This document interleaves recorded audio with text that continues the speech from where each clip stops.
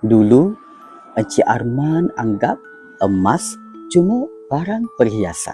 Setiap kali isterinya cadangkan simpan emas sikit-sikit, dia jawab, "Tak payahlah guna dulu duit ni, nanti boleh cari lagi."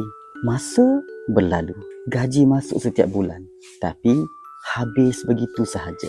Simpanan ada, tapi tak pernah kekal lama.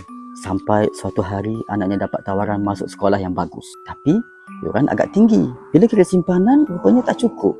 Encik Arman pun teringat jiran sebelah, Puan Rini, yang dari dulu rajin simpan emas sedikit demi sedikit.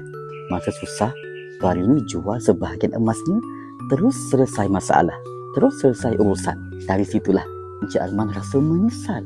Bukan sebab dia miskin, tetapi sebab tak simpan untuk masa depan. Terdetik dalam hatinya, kalaulah dulu aku simpan sikit emas, tak perlu banyak pun. Sejak hari itu, Encik Arman mula berubah. Walaupun lambat, dia mula menyimpan dan belajar urus duit dengan lebih bijak.